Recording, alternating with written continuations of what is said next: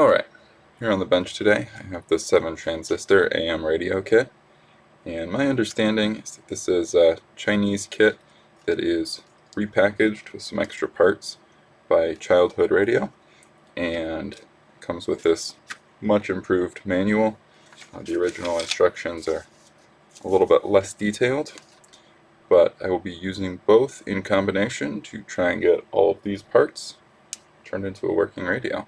So let's go.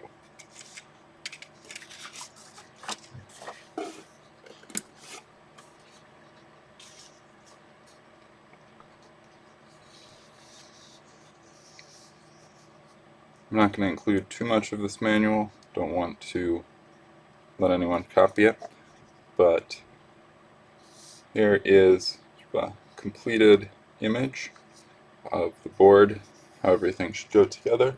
It's going to be pretty helpful. Shows some of the plastic parts, where they fit in, where each of the coils goes, the audio transformer over here, and then an image of the board as well. So this should take about 3 hours, and I may or may not cut out parts and see how long it actually ends up taking.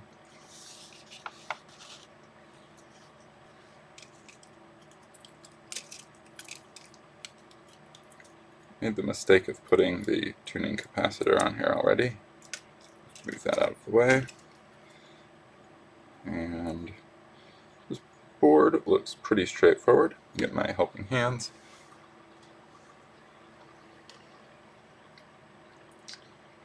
Probably only need the PCB ones today. Move the others out of the way.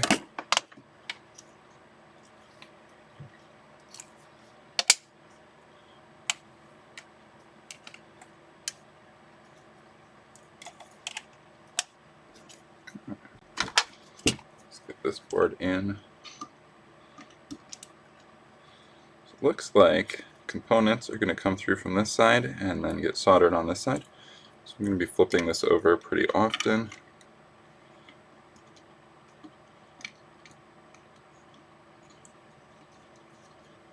That in there. Alright. So the first step is to solder 5 incomplete traces, test points that were left on the board. Need to locate and bridge those.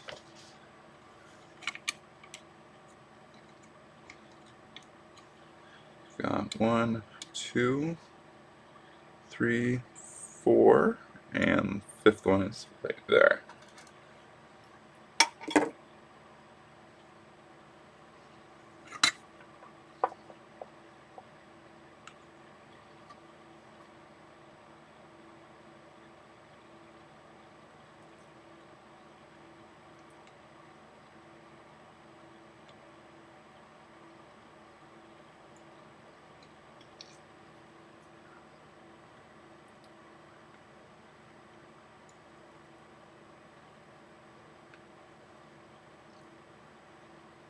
That's 2 done. Here's number 3. I don't want to make too much a mess of the pads around it. There we go. 4. Both sides of that. Alright. And last but not least, over here. Perfect. Alright. So that should take care of the 5 bridges necessary.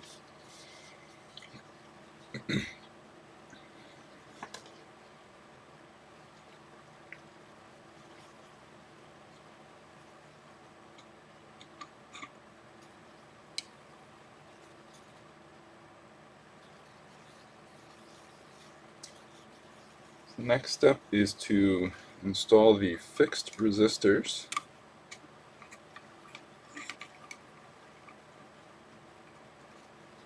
Get this board back in place. Move that upside down. So a bunch of these are supposed to go on end, and then the last couple looks like will sit flat. So I just need to pick the resistors out of this mess and just attached. Let's see, so R1 is a 51K. Just going to grab a bunch of the resistors. I think one of the steps in this was actually to sort out the parts ahead of time, but yeah, I did not follow the instructions at that point. And now I've got a whole mess of parts to go through. So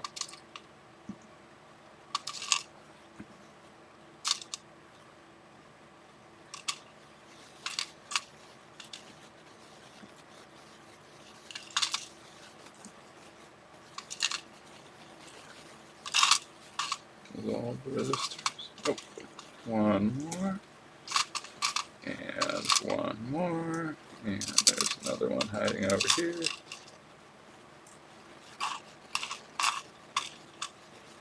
Oh, okay. Now that might be all of the resistors.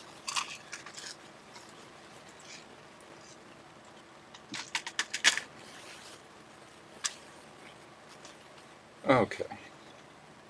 Now most of these, except for some of the lower value ones, are 12 through 16. Can be laid flat, but 1 through 11 need to be bent over.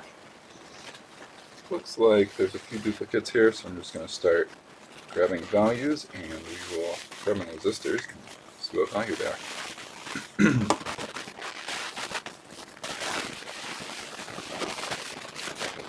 Red, black, red. That's a 2K. That's red, black, red, gold. Matches R2. I'm going to put them gold band down, so the other lead is going to bend over.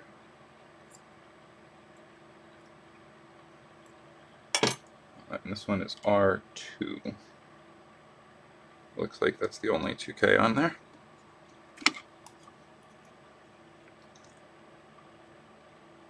Seven. R2 is up here.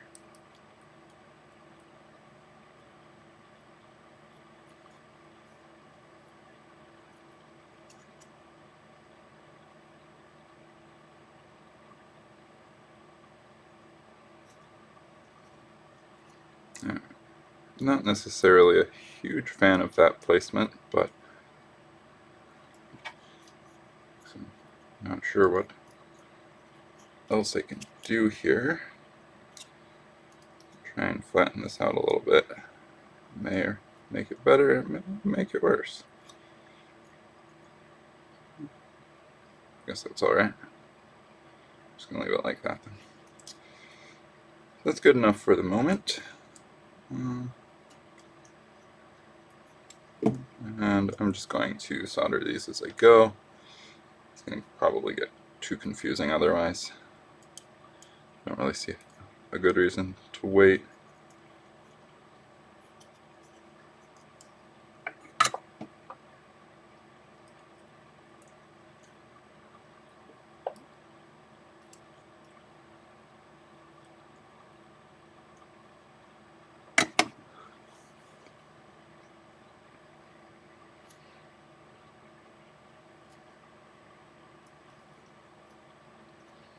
Alright, so it's R2, and I should probably check these off as I go along, or I'm not going to get very far. Next up is brown, black, red. That's 102, 1000.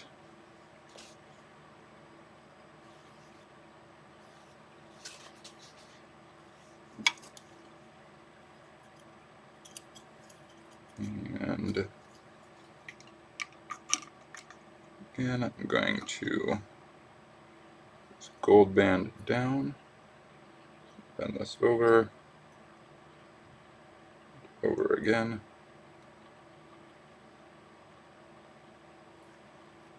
I'm sure there's a tool for forming these. I actually have a few tools for forming leads, but not this way.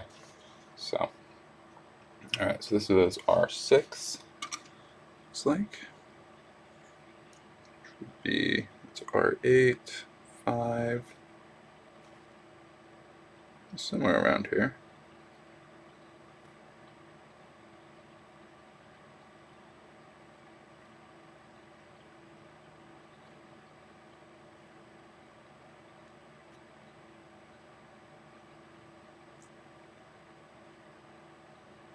R6. Tucked over on the side by 11 and 12.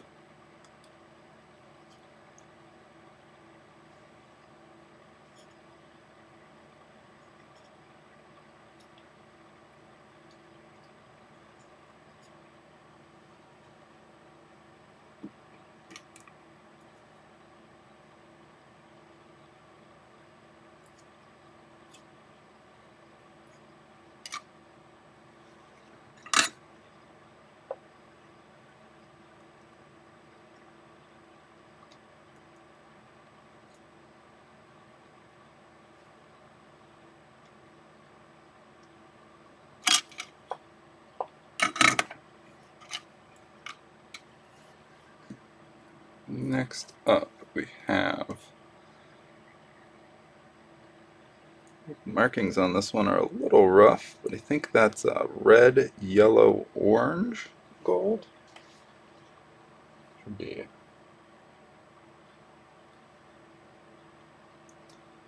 red, yellow, orange. That's going to be 2K4.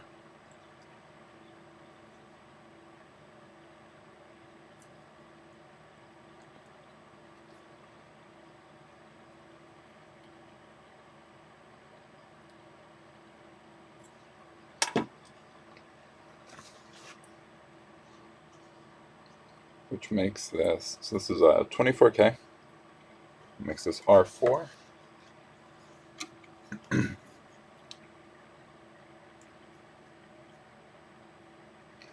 These, see R1 is above that, which makes 4 in the middle. That's not a confusing way to do that. Not at all.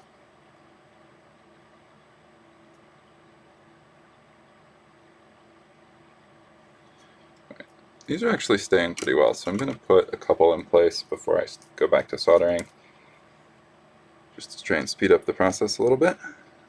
This is a brown, black, brown. That's 100.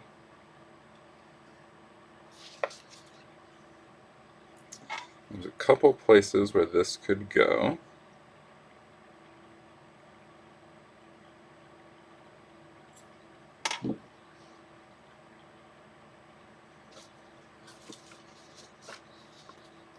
I'm going to call it R3. Just try and fill up that section first.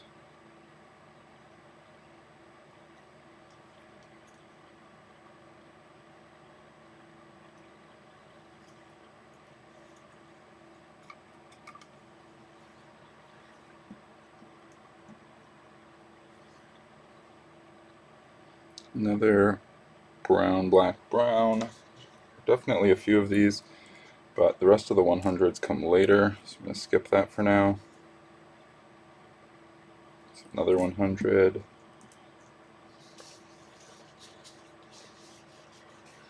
What I really need, I have 3 and 4 in place, and what was it? This was 6 over here. I need R1, which is this one up here, would be ideal. It's going to be a 51K. It's going to start with a green band. And that narrows it down quite a bit. So let's see.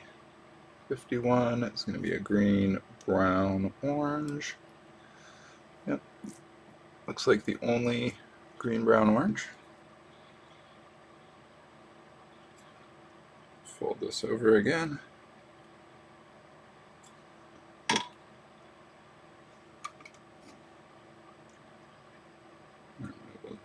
slot that in as R1. Alright, probably time to solder these down now. Before something goes flying.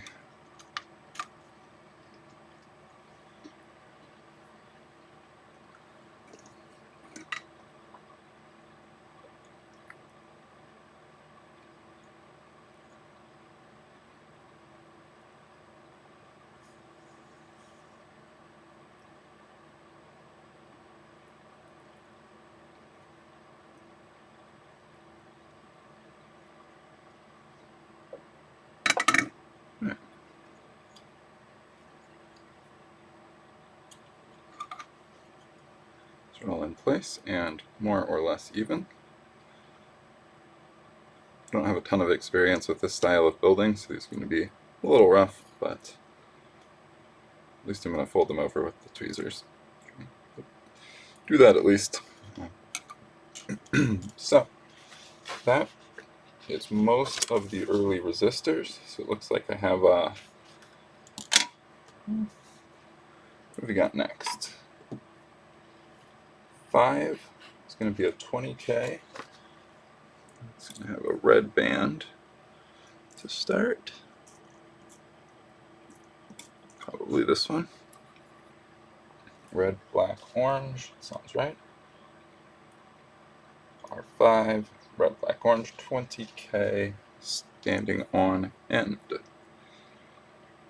And these instructions are pretty good so far. They're definitely pointing out which ones need to be folded over which way. R5 lives here.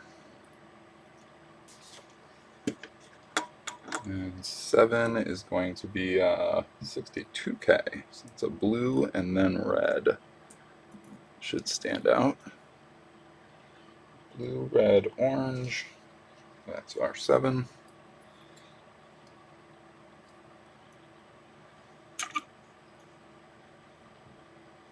There's 8, 9, and 7. I'm not sure I entirely agree with the ordering of the labels on this board, but here we are. At least it has labels.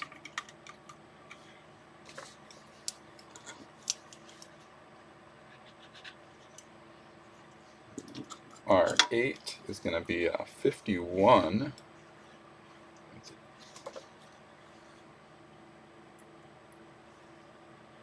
Green, brown, black. That looks like 51 to me.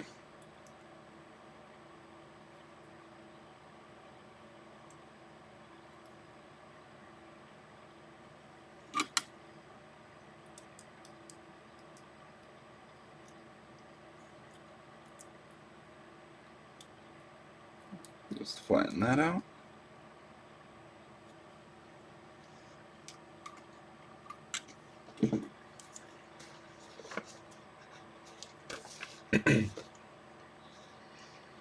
R9 is going to be a 680.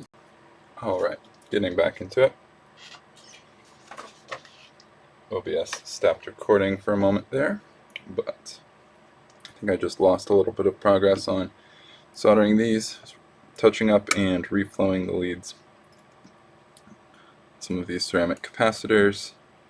There's one that did not get quite as much flux as I wanted. Just touch that up. Looks good. Alright. Next up are the electrolytics. There are 5 of those, 2 sizes, 100 milli and 4.7. So I'm guessing these are going to be the 4.7s. Yep. 100 volts, which is maybe a bit much for this. Not actually sure. I don't think it generates 100 volts anywhere in there. It would be pretty exciting. Such a small transistor radio. I'll have to measure that. So, I'm not actually supposed to start with these, but may as well. 3 and 8. So I guess if you're going numerically, starting with the 4.7 millis does make sense. And those are going to be in the 3 and 8 positions. A lot of these components are pretty close together. I just want to make sure that nothing is contacting where it shouldn't be. But it seems like they're alright.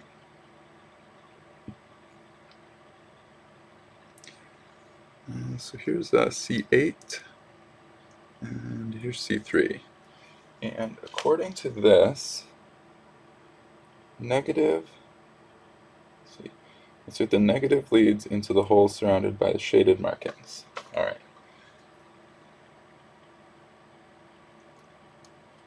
We go 3 there.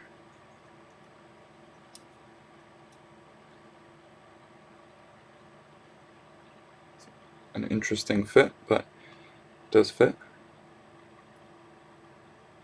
That's number 3.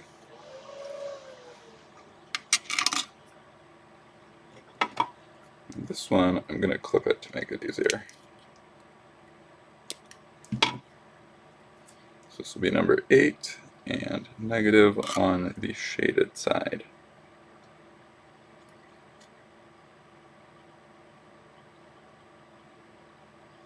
Alright, so those are in place. Bend those leads out a little bit, make that easier to solder.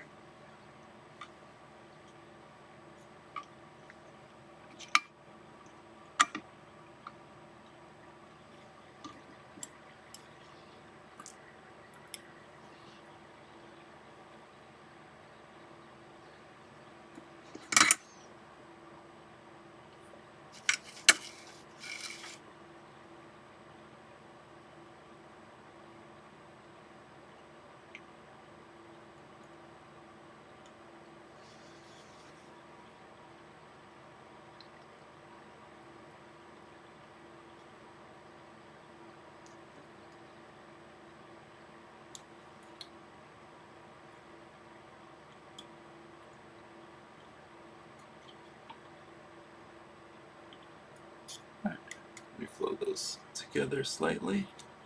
And that looks good to me.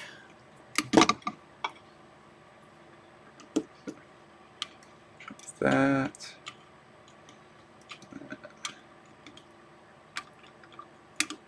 Alright, with the 3 larger electrolytics to install.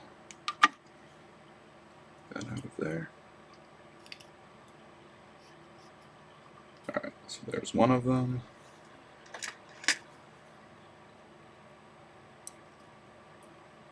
Make sure I get the polarity right on these. 2 of them.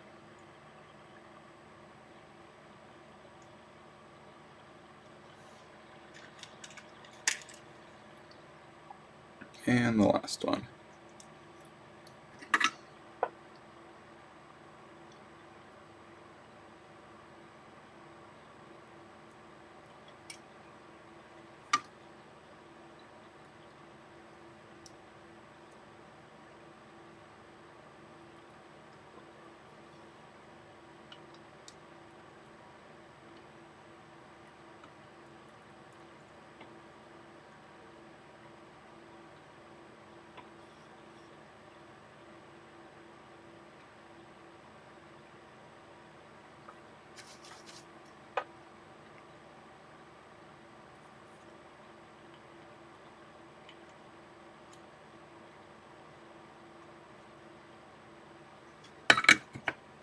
Alright, that's the 3 larger electrolytics in place.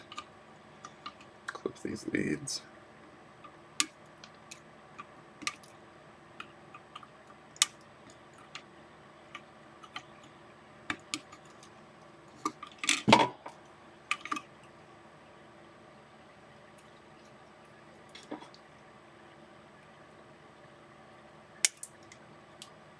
Well, that went pinging across the room.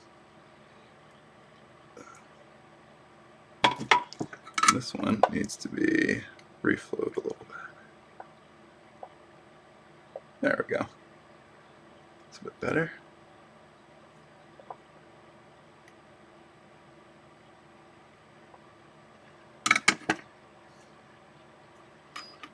Alright, After the large electrolytics comes transistors. And that is what makes this a transistor radio. It looks like we've got, let's see, 1 through 4 are all 9018 NPN high frequency parts, all marked with their flat faces on the board, so that'll be convenient. I don't have to look up collector and emitters. And then we've got a couple other parts. There's 7 of these. I'm going to start going through the 9018 transistors. So 13. There should be 2 13s, 14. So this is an 18. Just spread those leads out a little bit. And the 18s are going in 1 through 4. Easy enough.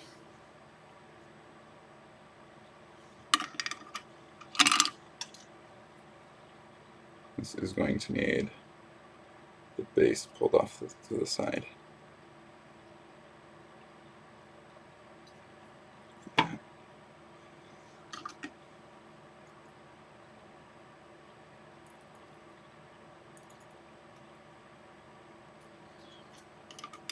Alright.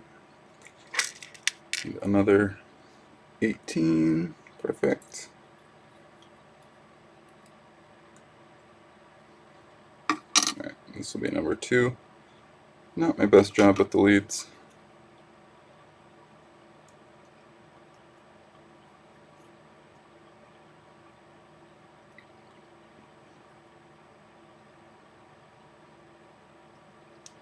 Not the best job at all. Ooh, that one is a little bit of a struggle to get in there. I just bent those out way too much.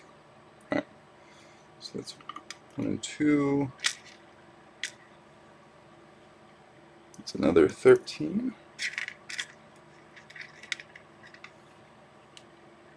There's an 18.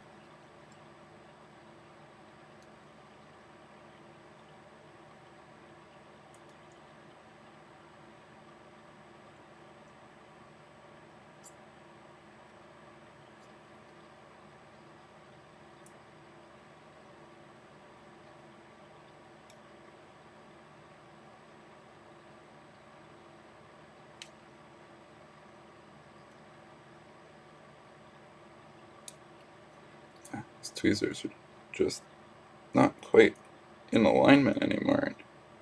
It's really making tweezing with them difficult. Alright, this is 3. So VT3 over here.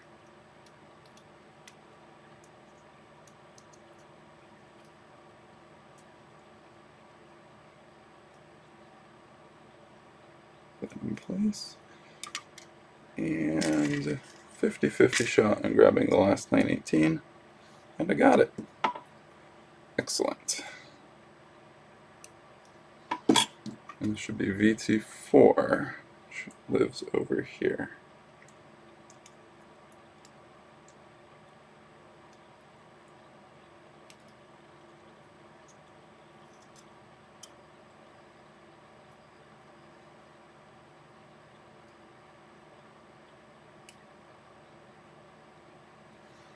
Alright, I'm going to solder those in before I move on to the last 3, just not to get too far ahead.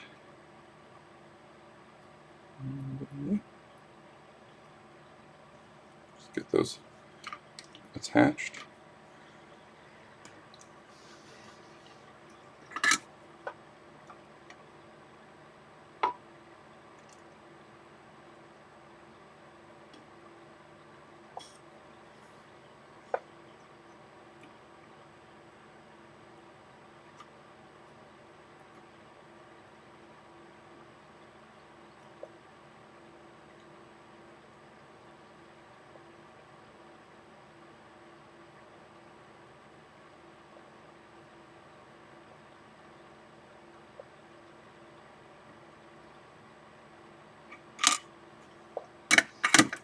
probably work better if I actually clipped the board into the clips or something, but why do it the easy way?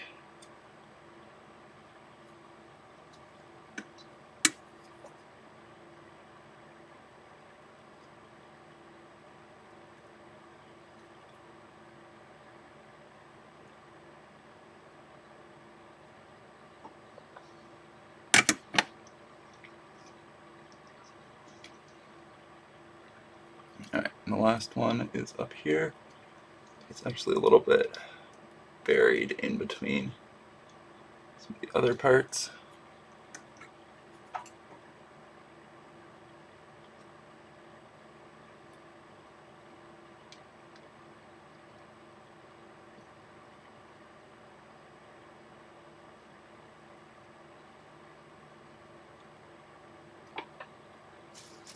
Alright, just a little bit of extra solder to take off this pin.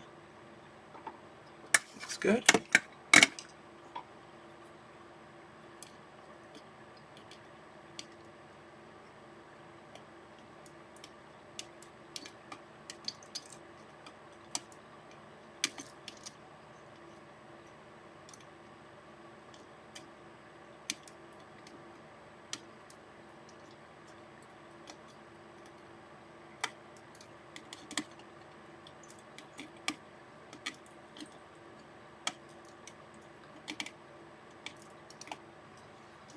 There we go.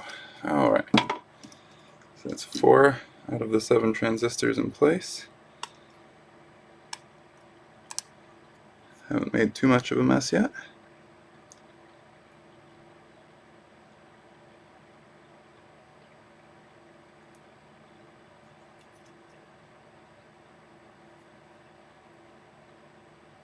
Alright. Moving on. We've got, is it the 913s on the bench? Should make this the 914.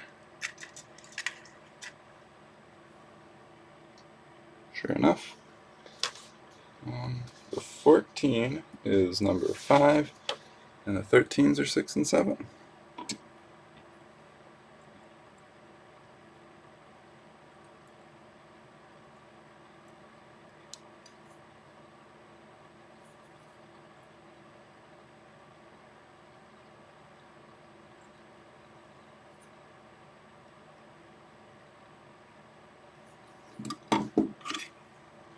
Alright, VT5 is over here.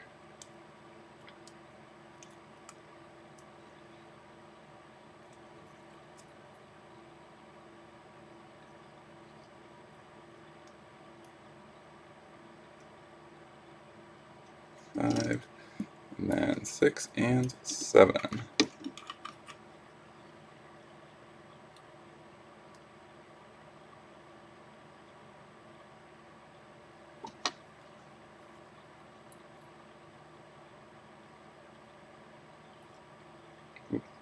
Bent that one a little bit closer to the body than I wanted.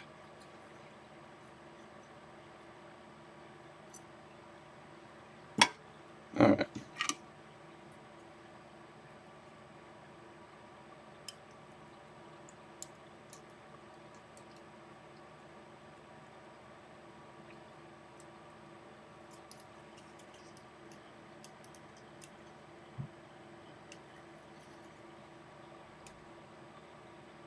So there's 6.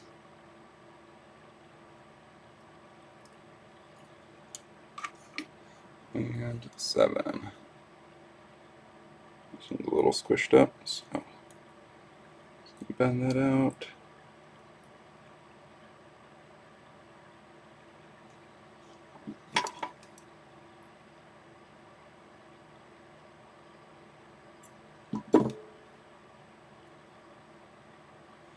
This one goes in as 7.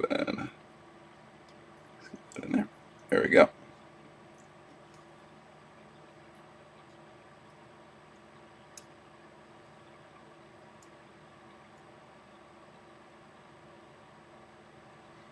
Alright, a little bit more soldering now.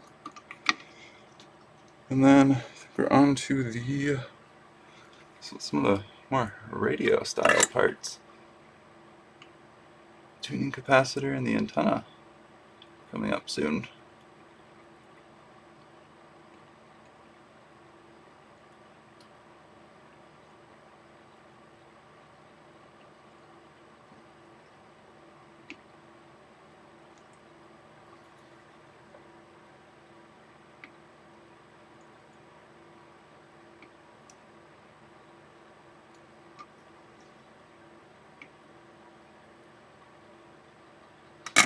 Some close quarters. Don't think there's any inappropriate continuity in there.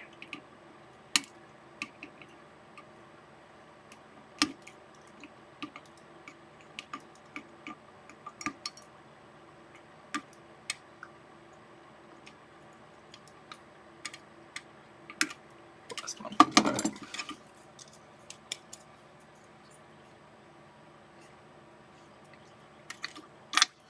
So that's most of the parts, active and passive. And the board is now trying to escape from me. There we go. Alright. Next up are the transformers. So one of the 4 small transformers is the oscillator. The other 3 are intermediate coils.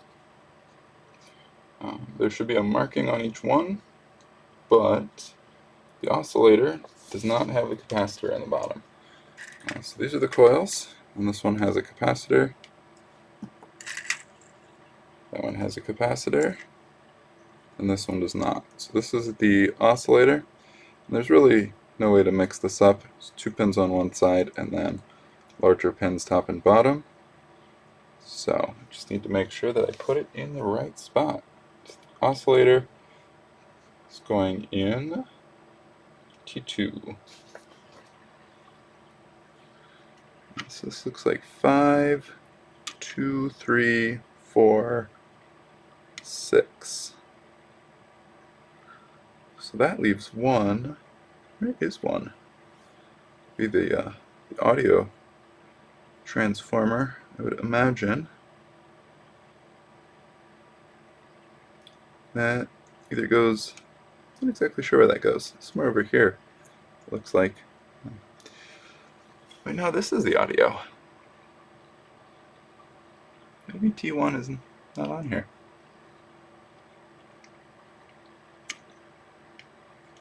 Well, there's first one. I am going to solder each of these as I go. Otherwise, it's just going to get way too confusing.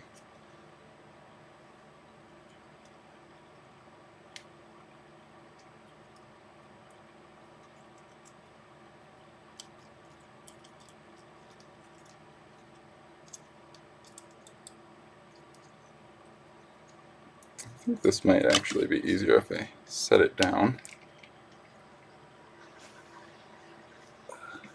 because the coil has a flat surface on the top. Oh yeah, that's way more sturdy, more stable.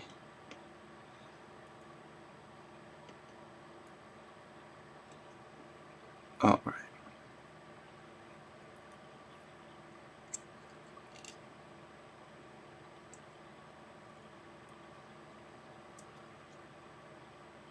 Make sure I actually solder these tabs down well.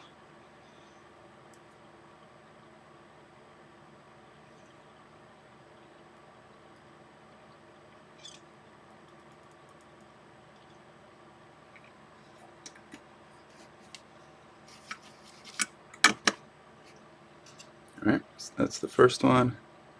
It looks like it's on there pretty good. Nothing touching. Excellent. Alright. So now T3, these are actually subtly different. Looks like they're marked 9, 20, 21, 22, and 23, but those line up to T2, 3, 4, and 5. A little bit of an offset there. Looking for 921, which will be T3. This is 921. T3 sits over here.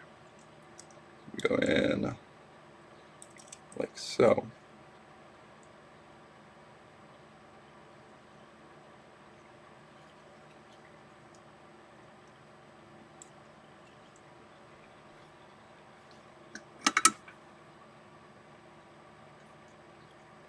And definitely going to need some more solder for this one.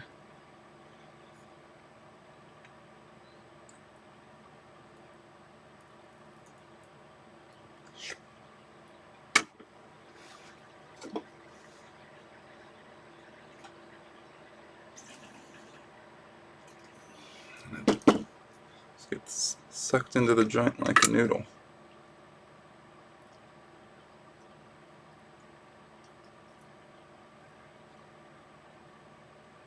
When it cooperates, that is. Come on. There we go.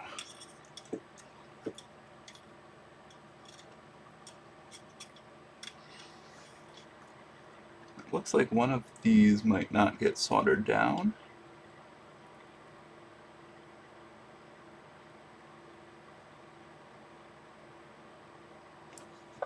Yeah, there's no pad for this pin here. So we're just going to leave that unattached. Probably okay. And then 922 for T4. It's 22. Just going to go over here for number. That was a breaking noise, but I don't think anything actually broke. Just some rough pads there. This is going to be an issue. Put that off.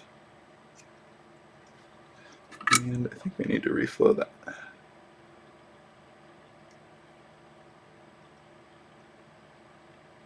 That's a little bit better. I don't think those are supposed to be attached, so I'm going to solder this one from the other side.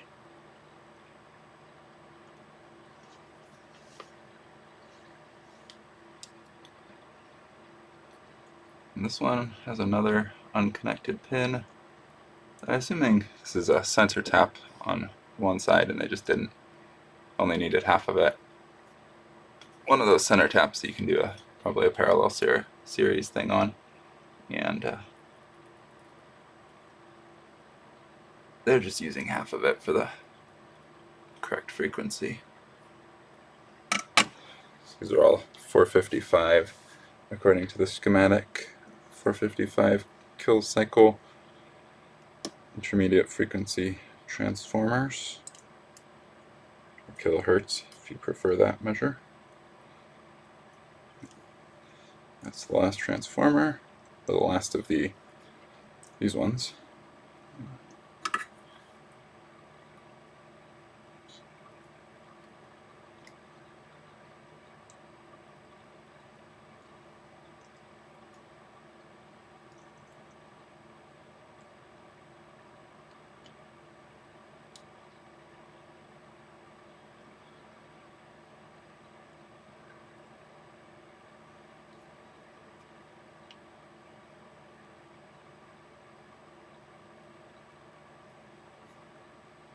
One more pin to solder on this guy. Right there. Alright.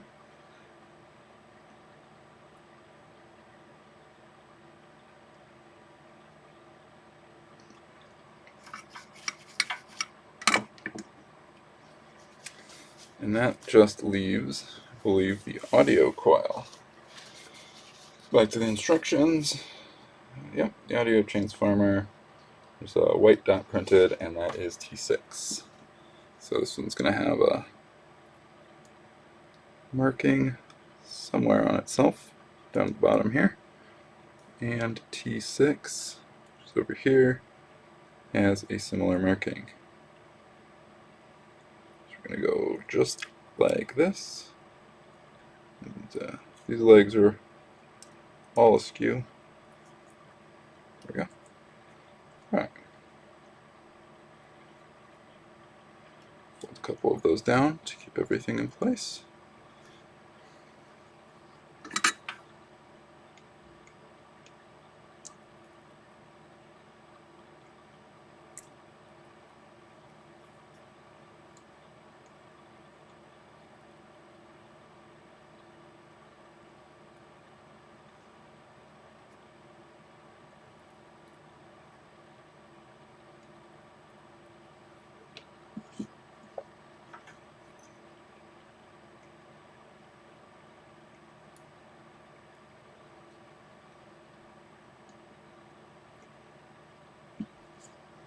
Alright, I think that is about right, except for those two that I just bridged. Fix that. There we go. That's what I'm looking for. Right.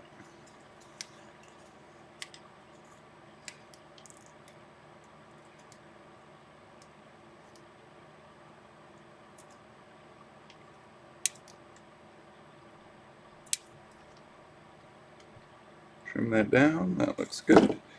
What's next? Volume control and the earphone plug. So that looks like a couple of different parts. Position the volume control on top of the PCB.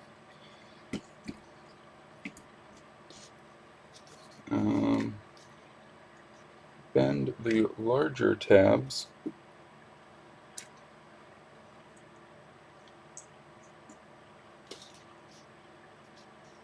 control.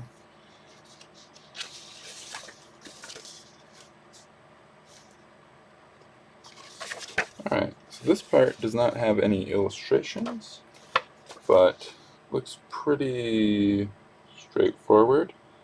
I'm going to take the volume control, should be this one. This appears to be a tuning capacitor, and it's going to go into really the only spot where that could possibly go. Something like that. There's a small volume control knob, goes on top of it, and that gets attached by screw. And then it looks like this is part of the same step, the headphone jack going just over here. So yeah, that's the next part. Push all of these into place and get them twisted down.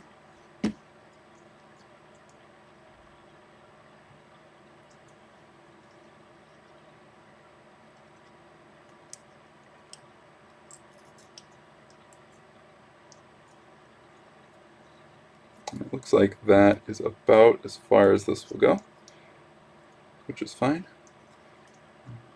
I'm going to attach this by bending all of these over just to make it a little bit more secure. Even once it is soldered, well, just help it hold that much better. I can actually get these to bend.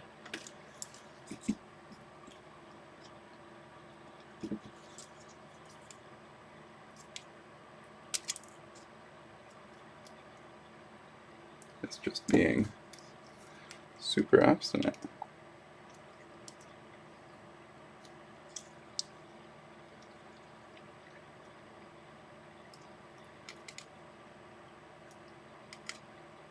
There we go.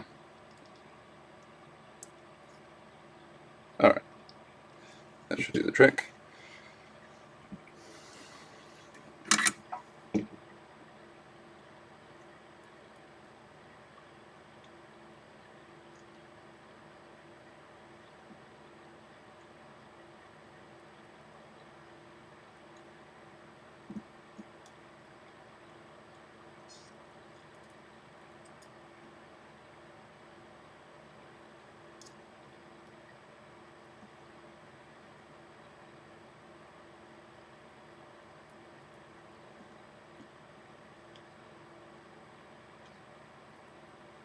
Alright, and that is the volume knob. Pretty well attached.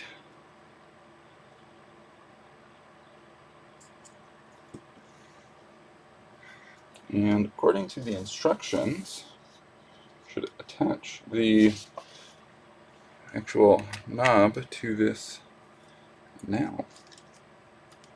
So, put that on there. Oops.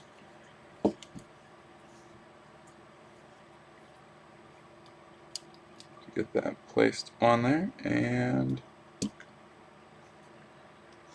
one of these screws. So do I have a screwdriver over here?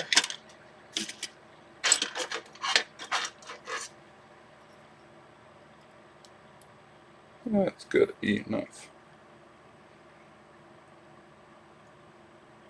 There's a couple of different screws in this kit, so I'm not exactly sure which one is supposed to go in here.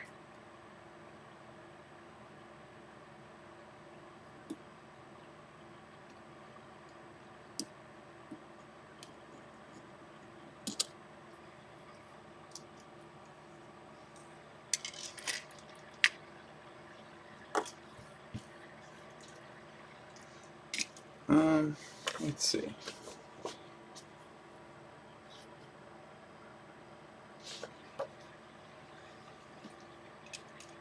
Is it this screw?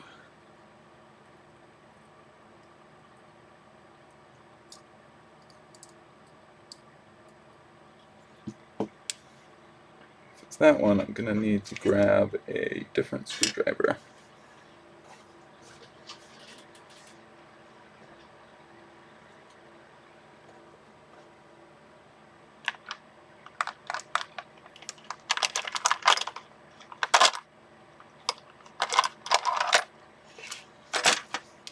Alright, assuming this is one of the smaller screws,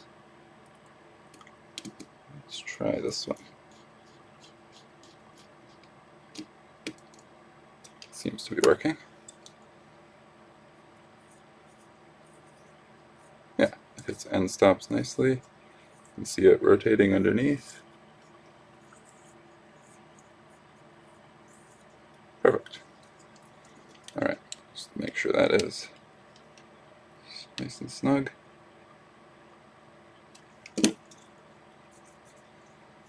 And then headphone jack. That is going to be a little bit obstinate to install. It doesn't quite line up with the pins that they gave, and it's not quite the right size either. Should be slots or larger vias at least. I have to make sure that that will actually line up.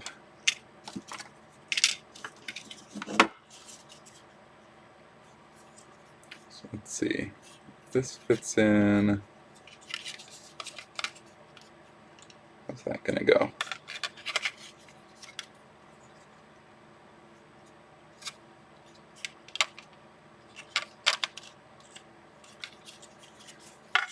Oh, it's very possible that I have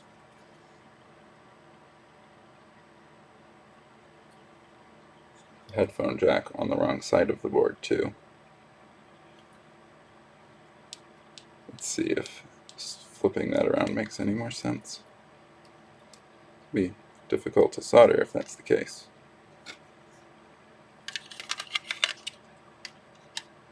No, that doesn't work either. Alright.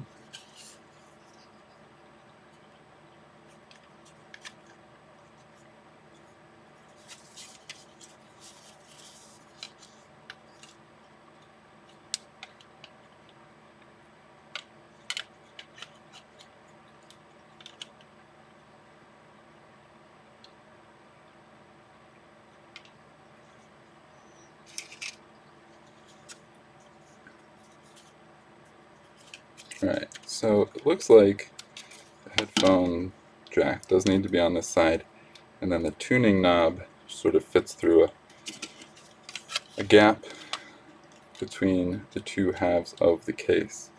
It's going to sit something like that. Not perfect, but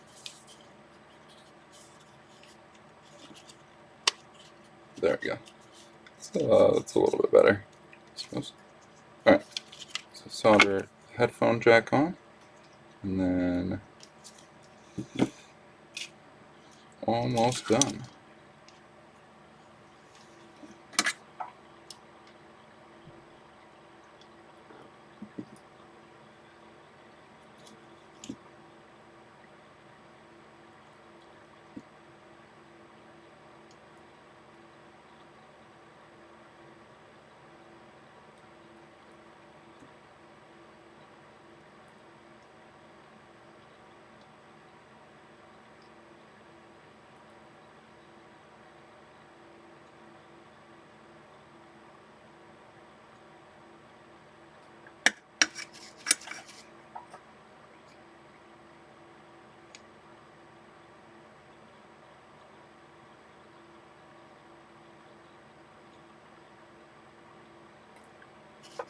Alright.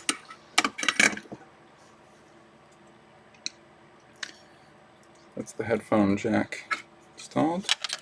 And then this will all go in like so. That screw hole lines up right there. Works out alright. So next up is going to be the tuning capacitor. We'll be mating the tuning capacitor, the antenna bracket, PCB, and the mounting screws. The antenna bracket being this little piece right here. It looks like 3 screws, so these 3 identical ones go through and we'll attach this and this, something like so, and then that all needs to go onto the board. It doesn't sound like I need a case yet. Set that off to the side.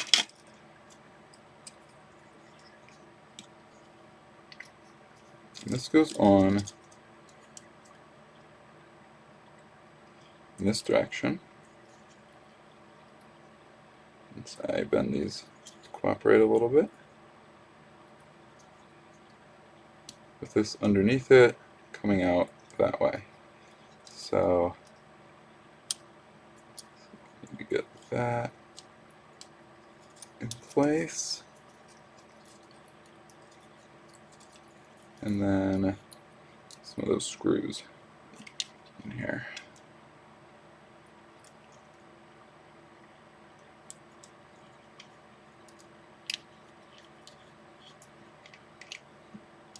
First one, and common. Alright, that'll hold both sides. So that makes the whole thing quite a bit more secure. You don't have to worry about it falling everywhere now. So here's the last dial. Looks like you are supposed to put that on. Make the tuning cap, antenna bracket, and PCB. Screw the tuning cap and antenna bracket to the PCB. It's a little bit weird way to put it, but we'll go with that. And then I'm going to solder these tabs down before doing anything else.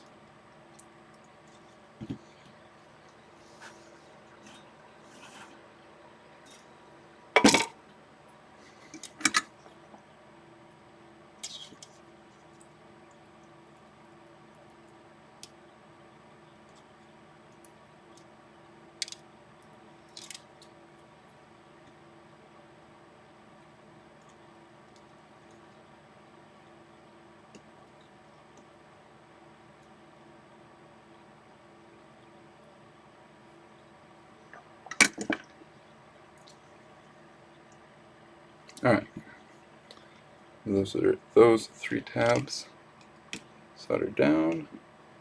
Crank this down a little bit. That feels good and snug. That seems about right. Everything seems to be fitting together. No inappropriate contact, physical contact, or continuity in here.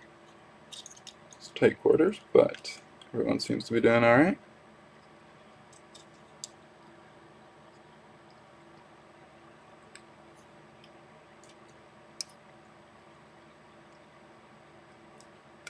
Alright, now, what is next?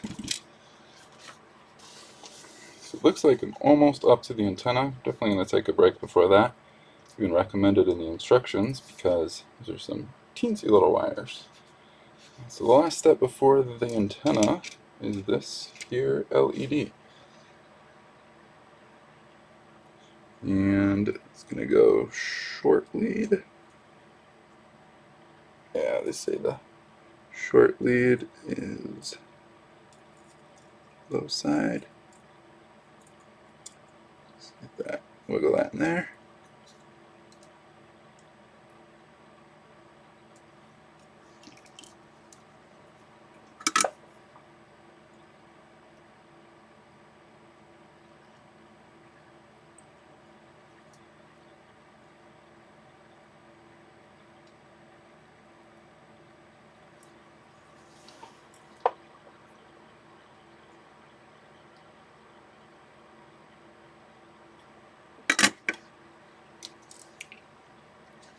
Not quite level, but gonna be good enough for what I need here.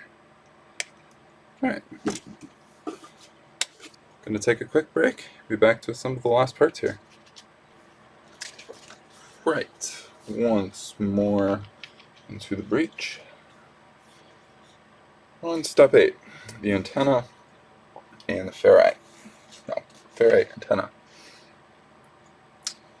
So, for these two, I'm going to go something like so. And then, what do I have to do here? There's 4 very thin wires which have to be connected onto the PCB. There's a pair of coils on here, the red coil and then the smaller copper coil on the end. And 1 and 2 come from the red, 3 and 4 from the coupling coil.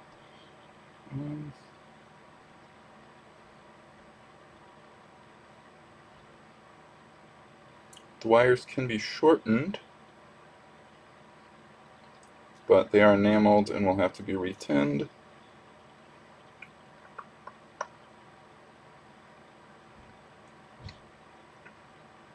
Slide the coil onto the ferrite core, position the coil, slide the antenna assembly into the holder here. Identify all 4 wires. So I'm going to use an ohm meter, figure that out, and yeah. Alright.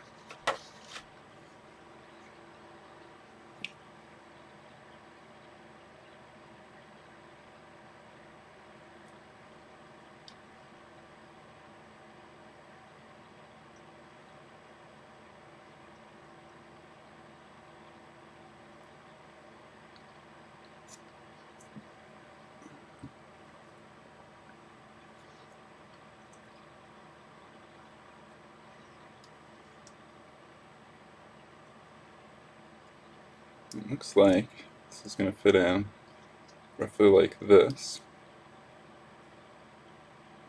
which should probably free this wire first, and then got these 2 here. Okay. Slide that into the holder, and then it is just time to attach the wires to little pads, and those are conveniently numbered. So probably going to want a helping hand or something. Maybe a finer tip. I guess we'll see. I think that'll work. Alright, so time to identify the wires. And yeah, 3 and 4 coming from the smaller coil.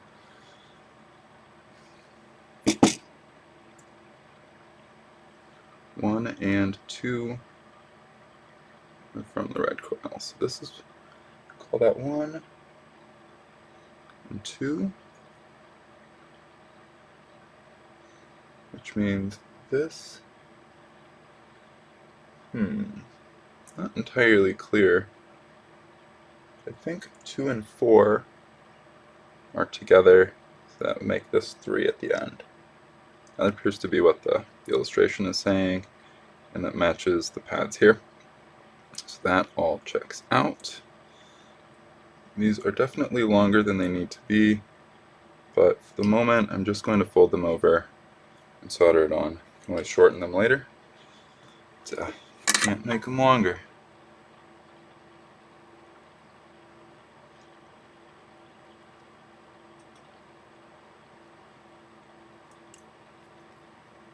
Two, 4, and pad 3.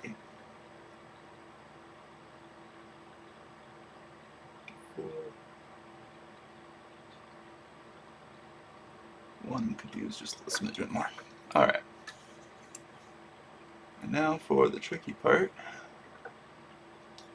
With this thin of wire, you just sort of have to heat up the pad first, put the wire in, and wait for it to flash over.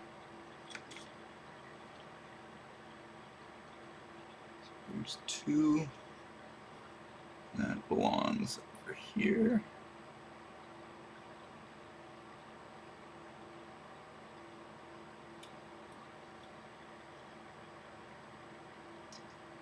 Four.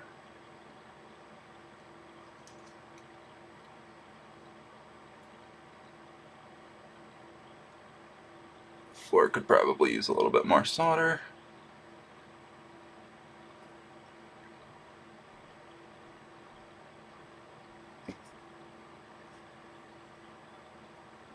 Three is just going to generally be obstinate. There we go. All right.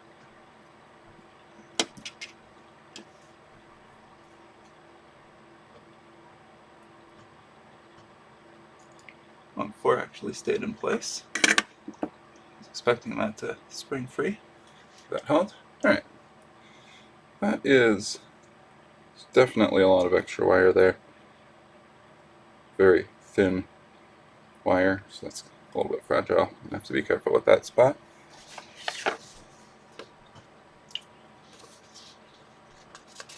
That all looks good.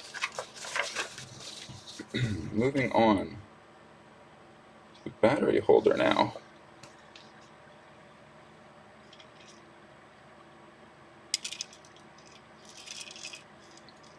For this, I'm going to need the helping hands again. It says the side with the spring gets the black wire, and the flat side gets the red wire.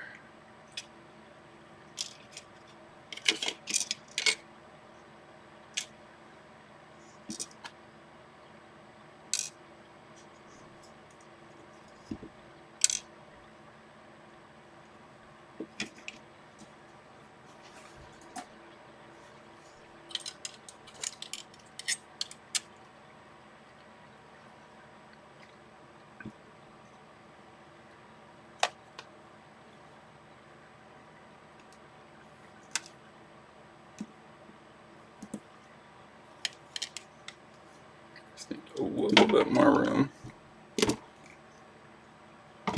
we go. Alright. Spring gets black wire. And it looks like they suggest inserting it through here and coming out this way. So I'm actually going to flip this over.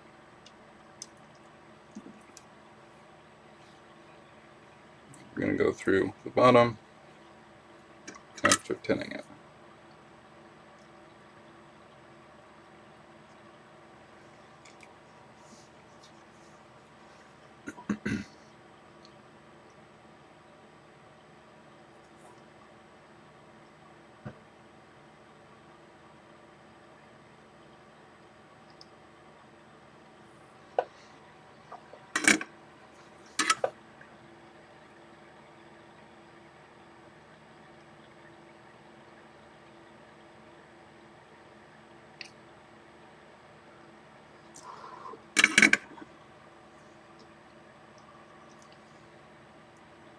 Alright, I think that's in there well enough. Yeah. Looks like the other one is probably the same orientation, like that.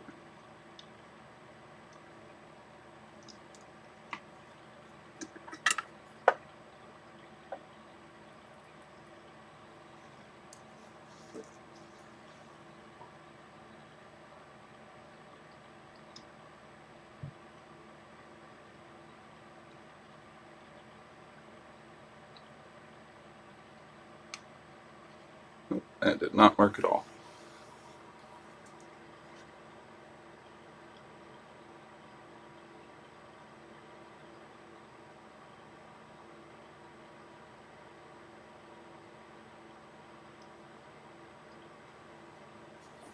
Alright.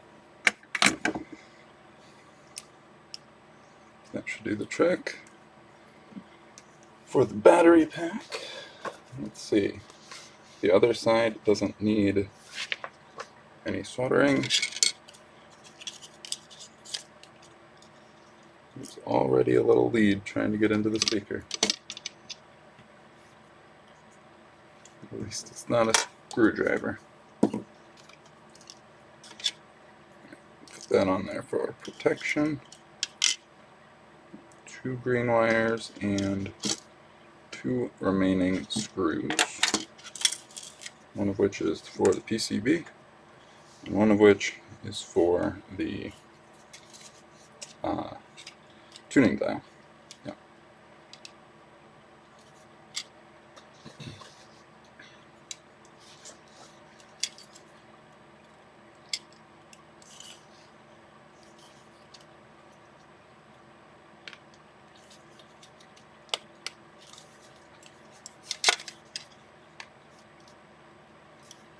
So that is just press fit on the bottom side.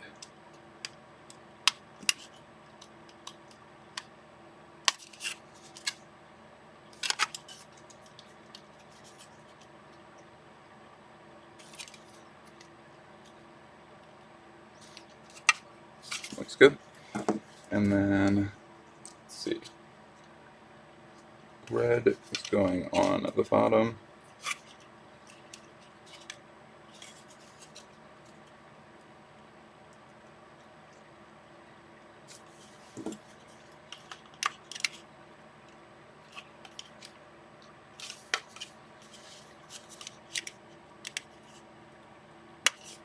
Try and wedge that in there. And the black wire is going on the outs, down the inside. That matches up, springs on the opposite sides. Need to wedge the sucker down in there. There we go. Those seem pretty secure. I guess actually looking at this now, I could have soldered it from either side, but I don't want to melt anything, so I'm definitely not going to resolder that in the case. Looks like the last 2 wires go to the speaker, and that is it for the assembly. Then I actually get into the tuning, so that will be fun. Let's get the speaker put together. Alright, here's the dial sticker that goes on here, and that is all going to that side. But for now, I need to add some more solder to these because these are not well tinned.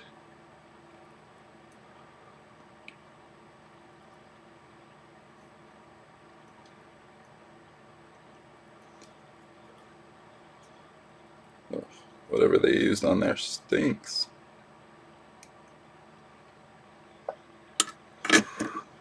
Smells like a garden supply store.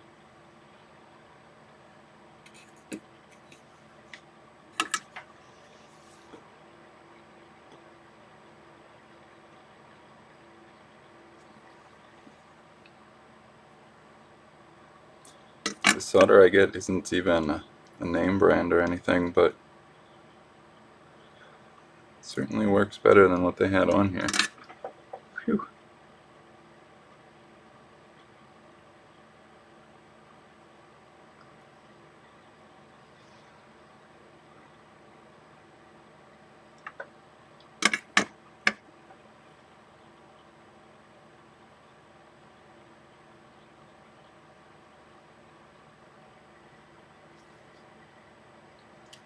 Alright, that should do the trick for the speaker. And there are 2 pads for the speaker next to the headphone connection. That makes sense. You can use some glue to keep the speaker in the case if desired. Not going to do that quite yet. I'd like to test it first, but I'm going to place it in there Does it matter which direction? No, probably not. Looks like this might be easiest, but really shouldn't matter too much which direction the speaker goes.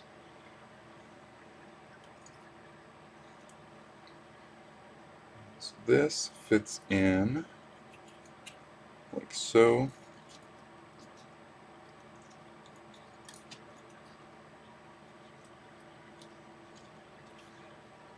But the speaker is going to be connected through the holes up here. So pull that back out. And it's these two pads, so the easiest way to do this is going to be to line these up and then just solder the whole thing, or solder and tin the pads at once, rather than trying to pre-tin them and then line things up. So, all right. One of them is lined up nicely, the other went through too far.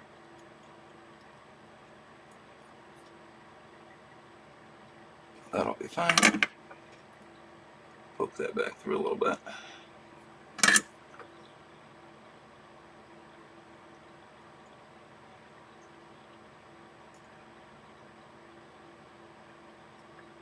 And glop some solder on there.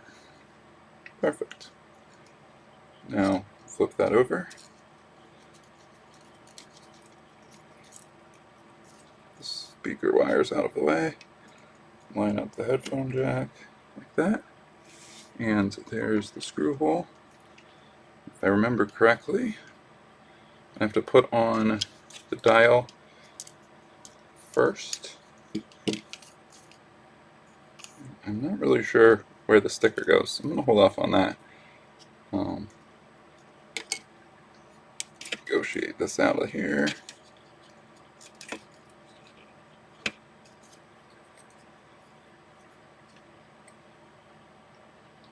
Start it off like... Come on. Line up, you bastard.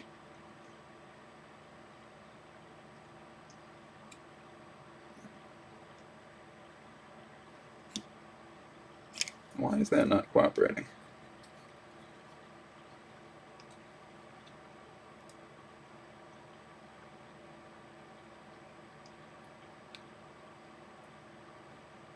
Oh, maybe it is cooperating, and it's just rotating the whole thing. Let's see, does that hit the end stops? Yeah, that hits the end stops. Okay, so I think that was working, and I was just mistaken. Screw that down a little bit more. There we go. Spins nicely. And then here's the last screw for the board itself. So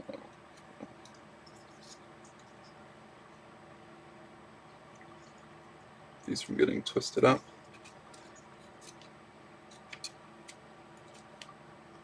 Come on.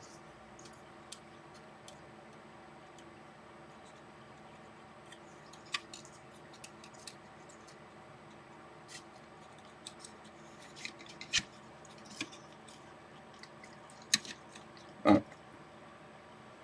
It's probably good enough. Just line that up there. Oh, you know, I forgot to connect the battery leads, so that's going to be a little bit of an issue.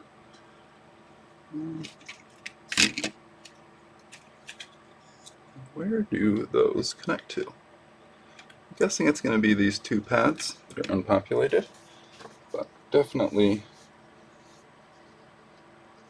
Well, that's not really shown in the instructions, just mentioned briefly. Alright. Corner of the board near the audio transformer is going to be over here, so that's going to be the 3-volt positive, and the other end of the black wire just to the left of the headphone jack. Okay, so this is going to be the black wire, and red wire over there. Just going to move the speaker out of the way for the moment. that I can get these through.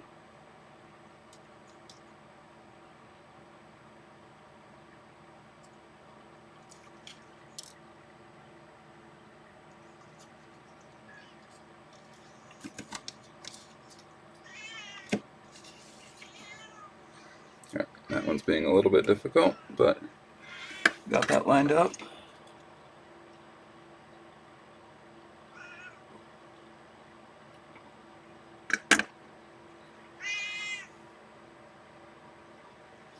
And the red one comes over to this side.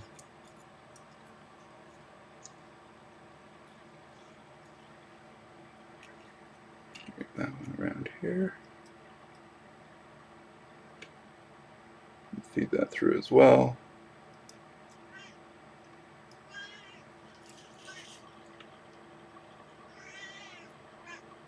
What's up, Ham?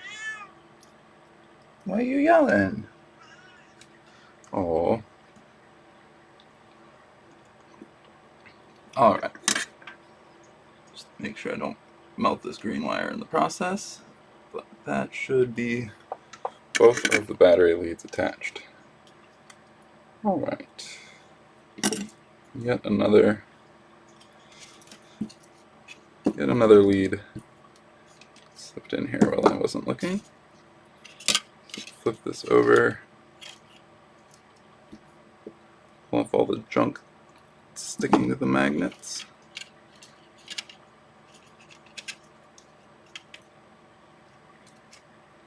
Okay. And then some more acrobatics with this board. Bring it in this way. And headphones and the tuning dial and the screw hole. Let me get that lined up. Screw on here.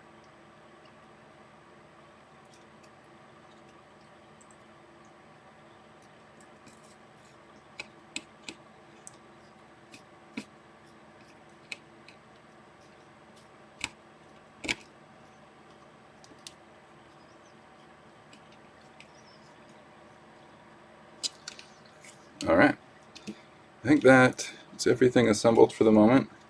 When I first fire this up, it will be on power supply, a very low current limit, just in case.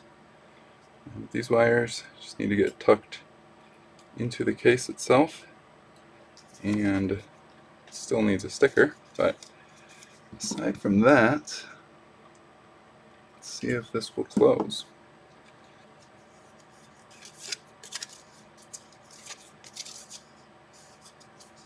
Guessing it probably goes on like this. These are the more fragile wires, so start on that side.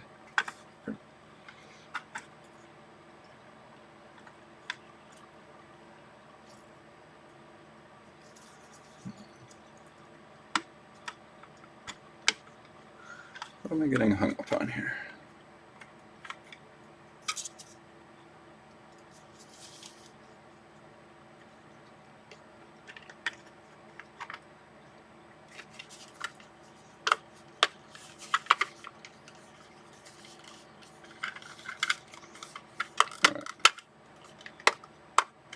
I don't think that's actually hung up on anything. And yeah, it should close up. Doesn't fit super well, but well enough for what it is. Both of those are accessible. This is that, and you can probably see the LED through there, but we shall find out. So, with all of that assembled, now it will be time to actually test this sucker. And take another quick break, and then I'll be back to do some testing and tuning, perhaps. See how well it went together. Back at it. Final steps of this will be the testing and alignment, if all goes well. So, iron has cooled down for the most part, at least enough to drape some cables over it. Get this hooked up to the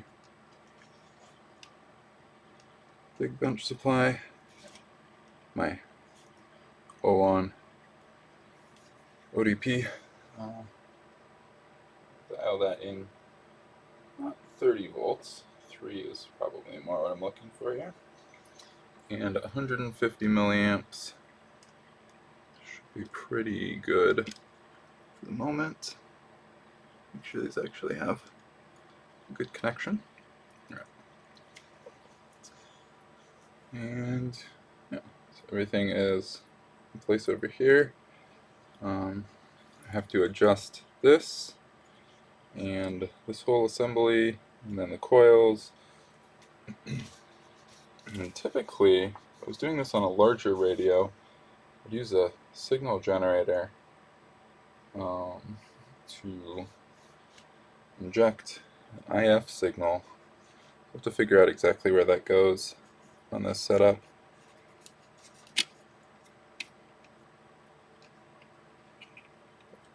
There should be a way to send a fake radio station in, and that will well, it just allows you to test specific tones and make sure you're getting a good tone on the out, good reproduction of the tone. So, looks like everything's in place. I'm gonna fire it up.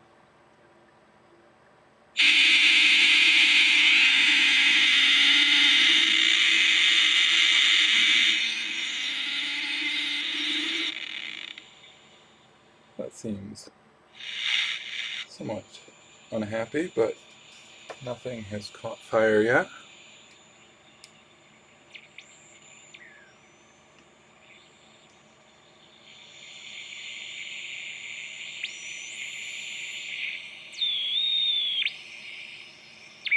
Way out of tune, but it's picking up something.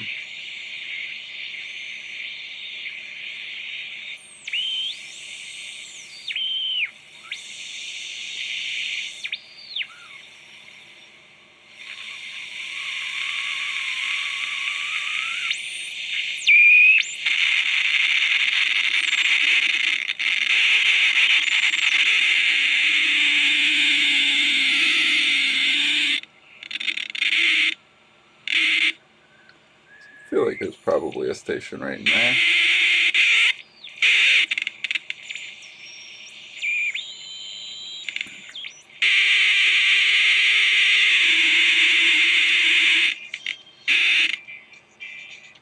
Oh, you can sort of hear it. Get the volume in just the right spot. Got some music coming through there. Really faint jingle. Alright. Tune station somewhere near the middle of the band. And then start tuning with the yellow coil here.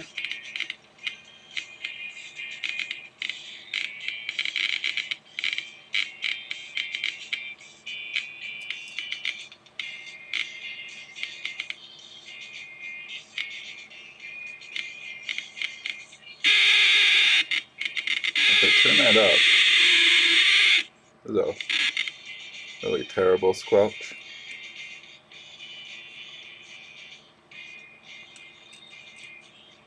Sounds quieter.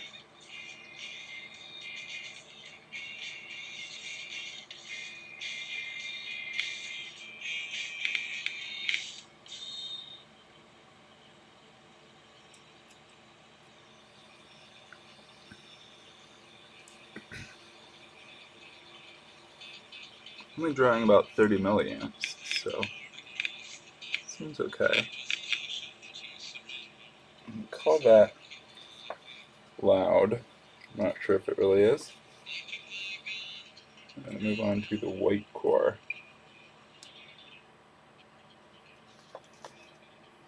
That's much quieter on that side.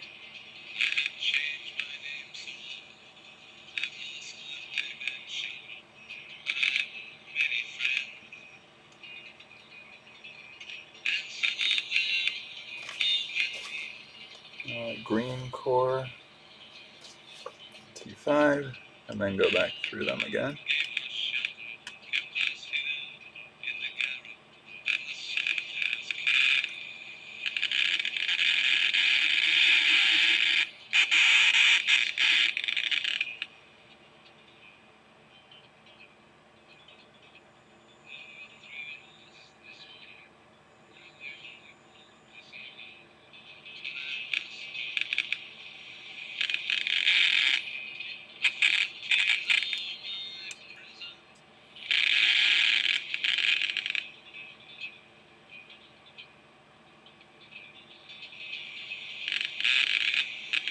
This one starts to get into static as I go over further.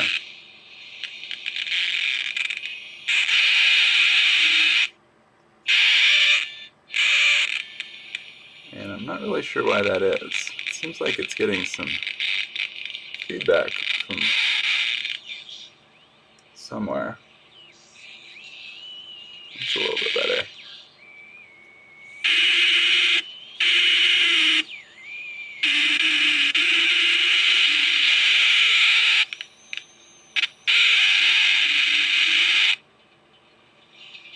That's definitely not better.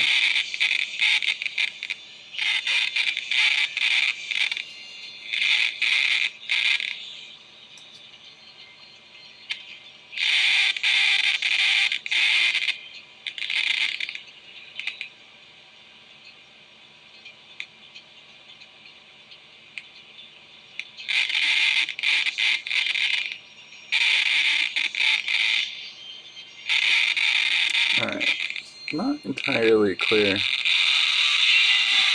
what the issue is here.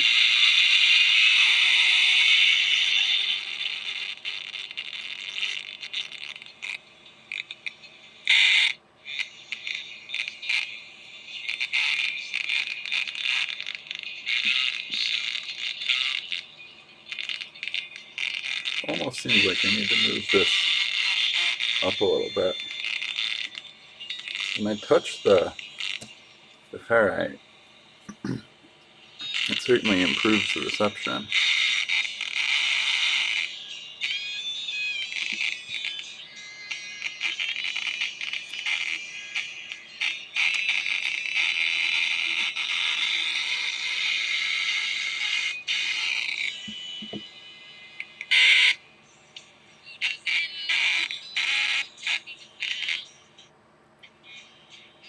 It's getting signal, but it's also just peaking out much too much. Oh, that's a super helpful descriptor. I think I'm going to have to take the antenna out here and try to adjust the position of the coils. So I'm glad I left these wires as long as I did. Squeezing this makes it a lot easier to adjust, so let's just slip that back in there and see if that makes any difference. It's a little close to some of these resistors, but I don't think it's going to be coupling with them. I guess we'll see.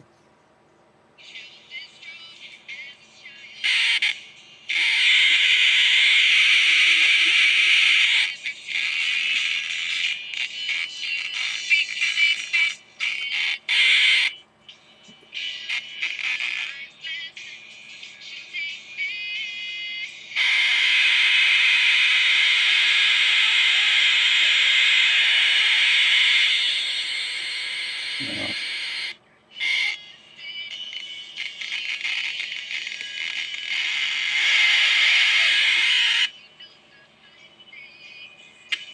well, that seems like maybe an improvement. At this point I'm just screwdrivering the hell out of this thing, but you get quite a bit higher in the audio now before it completely starts to squeal.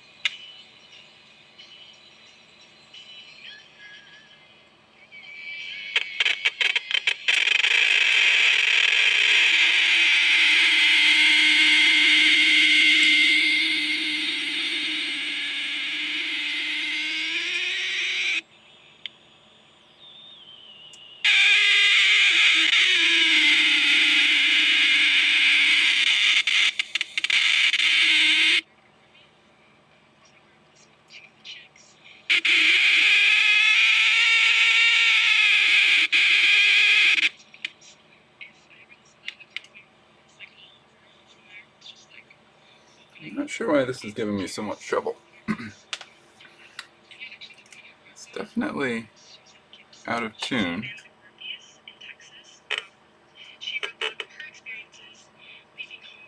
I can hear something.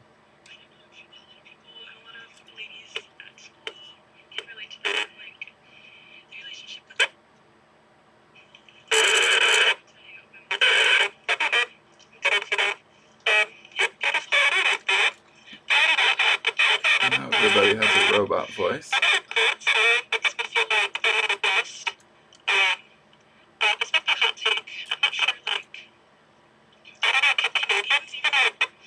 Talking about hot take. Sounds like college radio.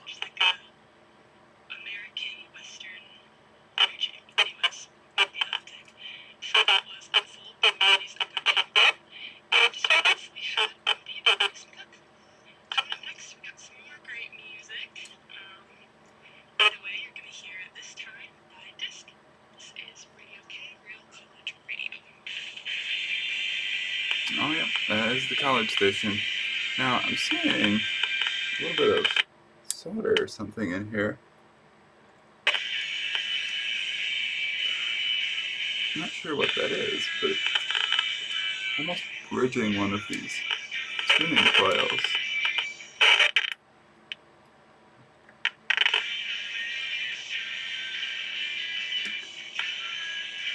It's like some kind of solder tail developed that was coming in contact with this T2 coil.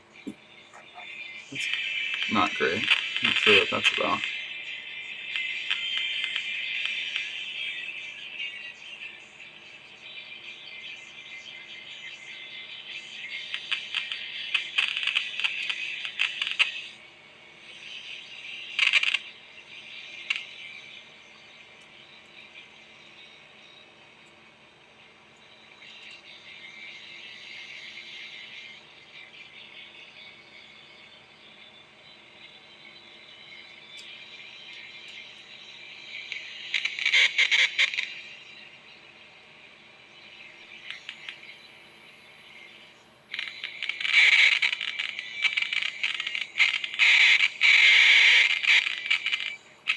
Alright, so that's a pretty strong signal when it's not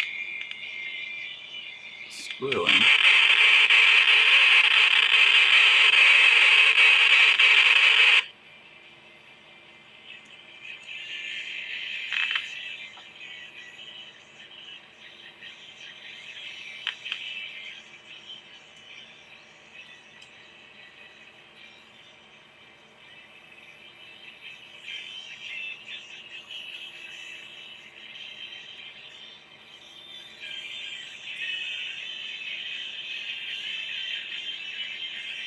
Hopefully this is poor enough quality that YouTube can't figure out what music is playing.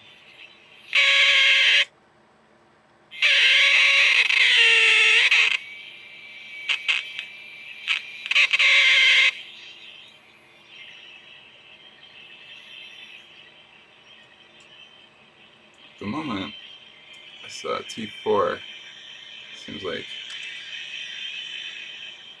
one of the touchiest.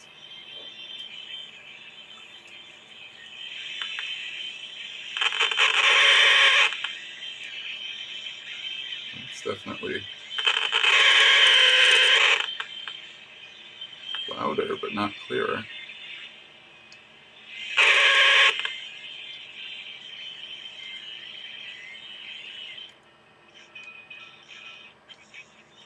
Now, considering this is actually not bad reception for the basement,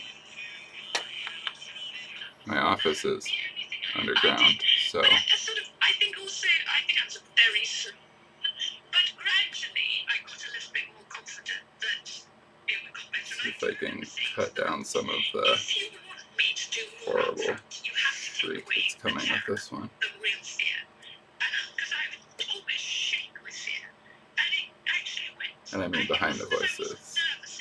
So, Absolute terror. wheel coming through there. And therefore I felt that was a sign that God did want me to step up a little bit more. And as a result of that, we started doing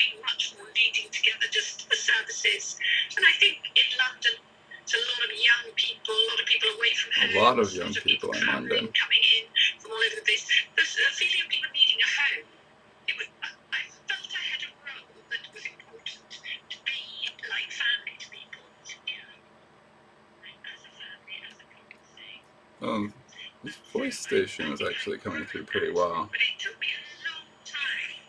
I didn't feel I'm not a natural. I'm dyslexic, so give me a long list of something to read, and I really, really hate it. So I think I thought, if you're dyslexic, you're not going to be a speaker. Back is alright. I have said that a few times. I can't tell you the number of people that have come up to me and said, And it's got a little bit of warble in there. It's very good to say what you're all about. And I said, it also gave people permission. If I got up and wasn't very particularly good, but I got up and really took some risks, and then other people could take some risks. They might feel, well, she's not very good. I could do that. I could do better.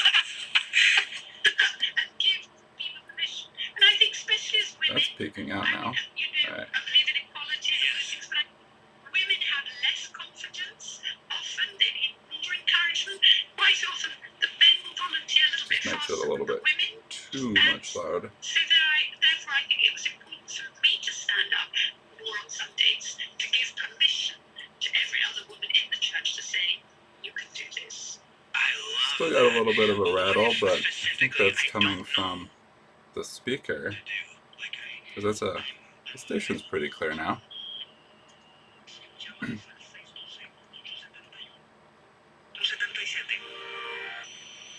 Atención Minnesota, la pandemia ha causado muchos daños, pero también ha originado intereses super bajos. Esta es la oportunidad para que usted haga su sueño realidad. Pretty good too. And that seems like that's down near the bottom of the band. It's got some squealing on a couple stations. Let's try and find one up near the top. Did I already go to the top? Yes. Alright.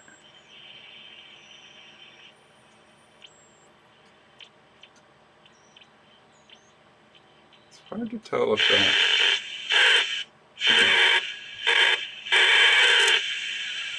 Alright, so this station is still not happy.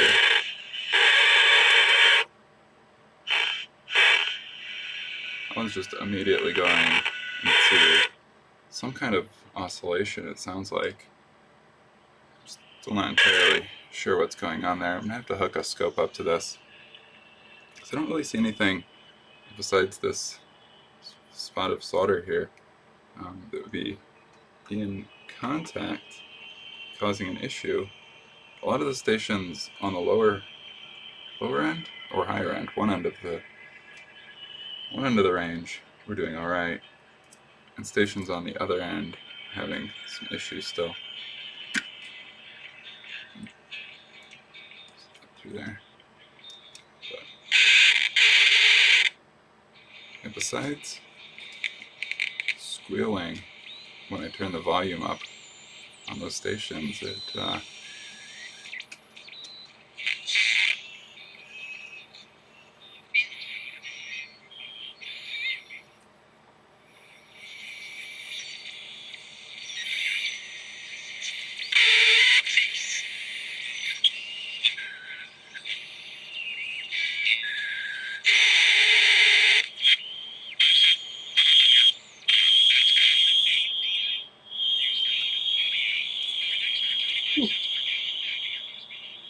that's not real happy.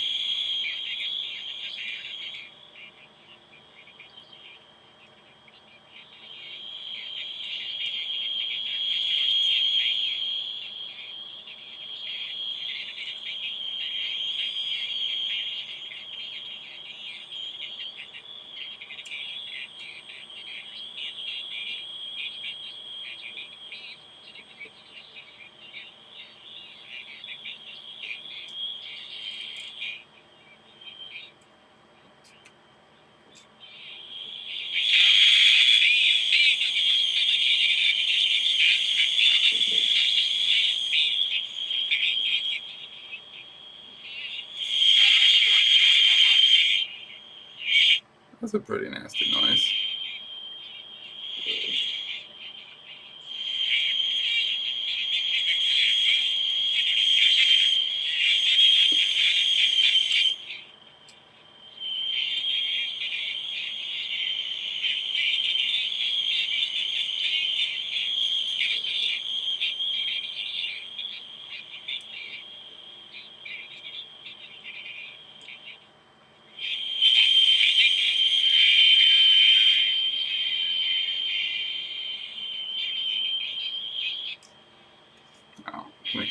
actually. That seems like the center of the station.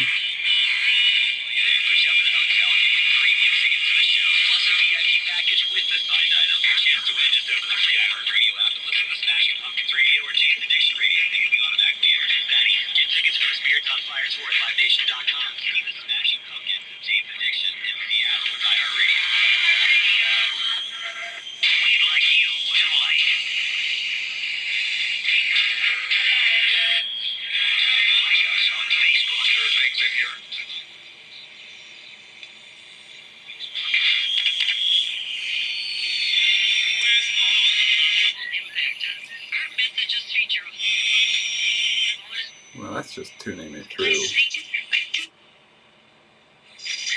different stations.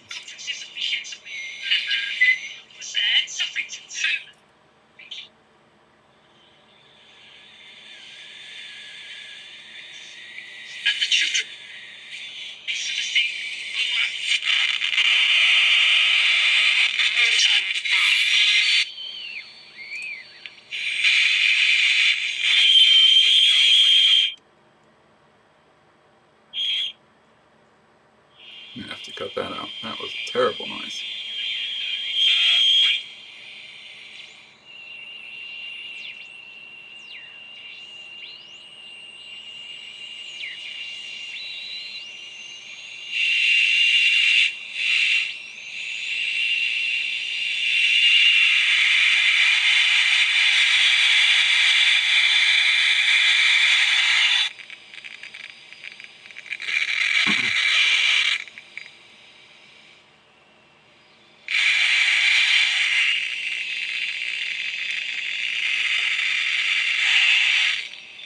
Alright, now I've completely lost any signal. Security company. Okay, so let's get technical for a moment, okay? Parking lots and banks are... Alright, there's a signal with a lot of feedback.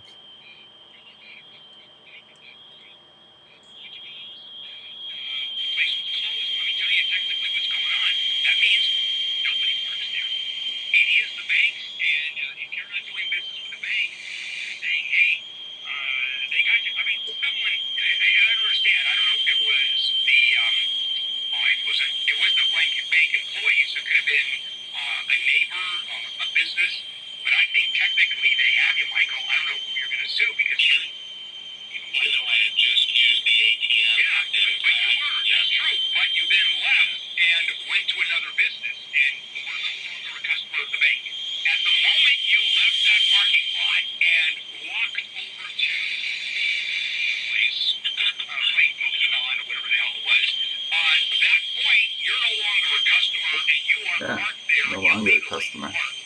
Can't use their bathrooms anymore.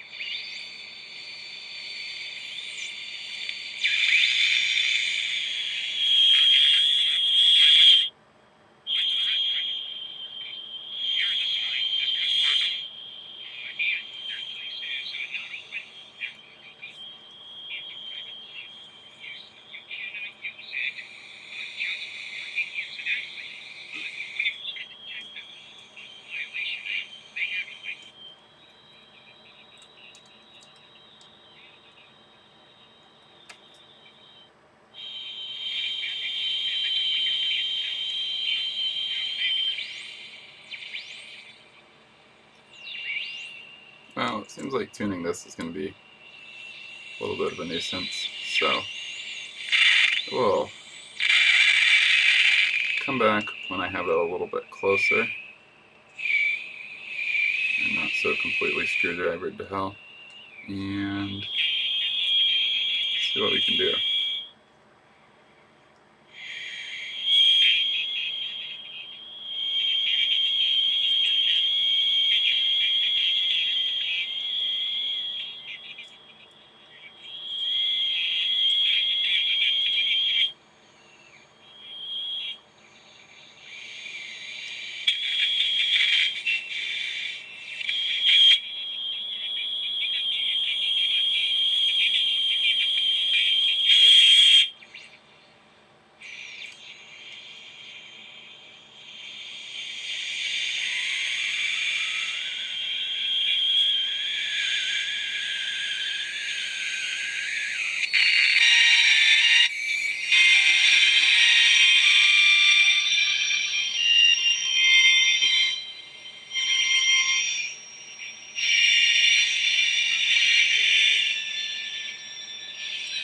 It's not coming through clearly, but it is nice and loud.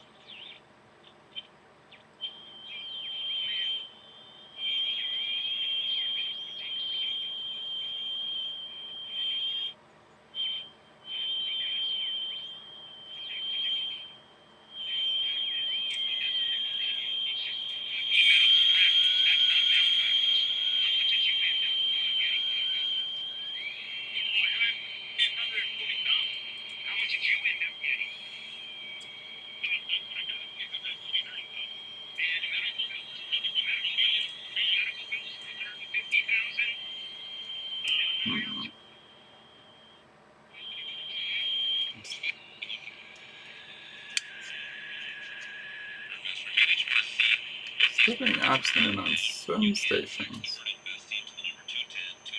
But like, that's pretty clear.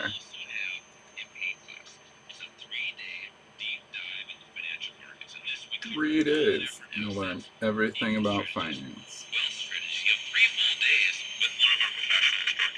3 full days.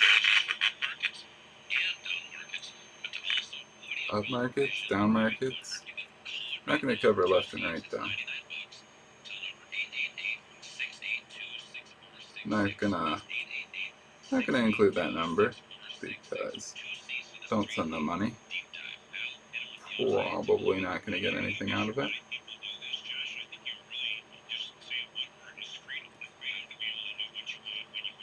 Freedom. Freedom to succeed in the markets. But only if you pay them $99.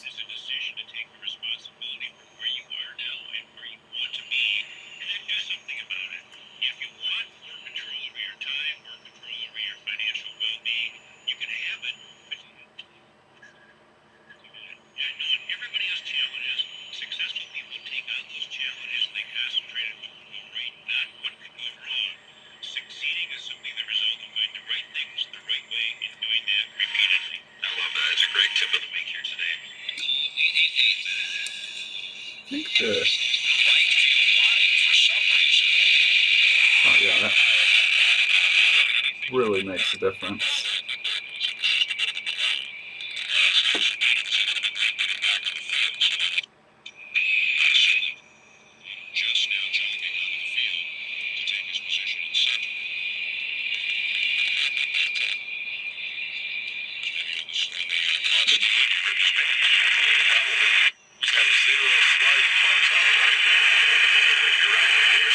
Bregman leading off is six. And he takes a strike to the inside corner from Garrett Cole.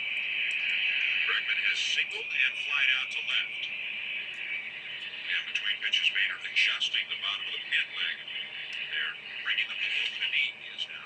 Bregman fouls one off down the right field line on a play 0-2.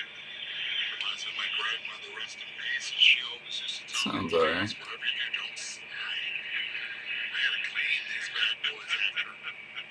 Please don't slide. But grandma, 12 years old, what do you want me to do? 0-2 the count. Cole rocks to the windup and he bounces one into the opposite batter's box. A slider that missed there, ball one.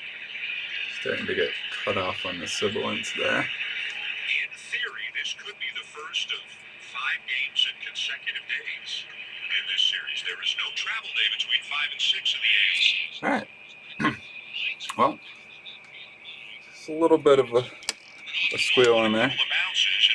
Still wandering just a little bit.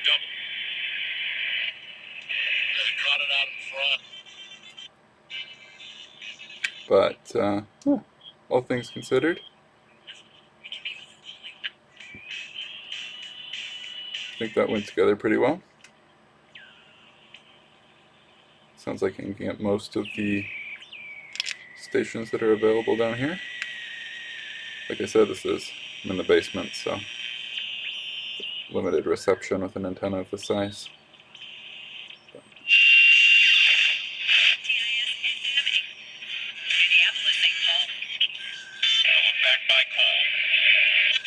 Alright, cool. So, turn this off. There we go. That is a successful radio build.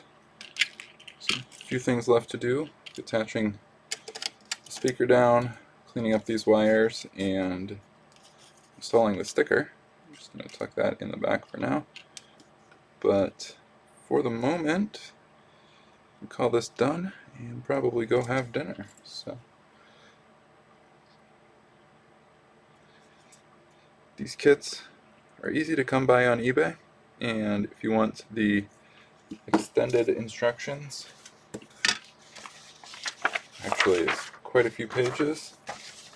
Look up the childhood radio seller, provide a link to that, and I think he has a few others as well. Yeah, it's a good booklet, provides a lot of helpful information on how to put this together. Not a bad kit.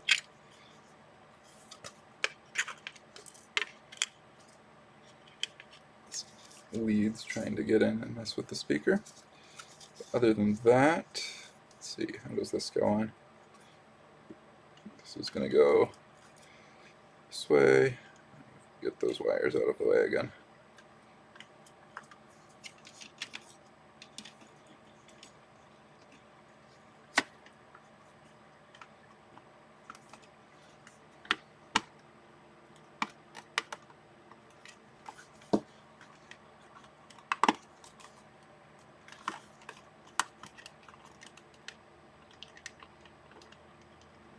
For some reason, it's not cooperating over here.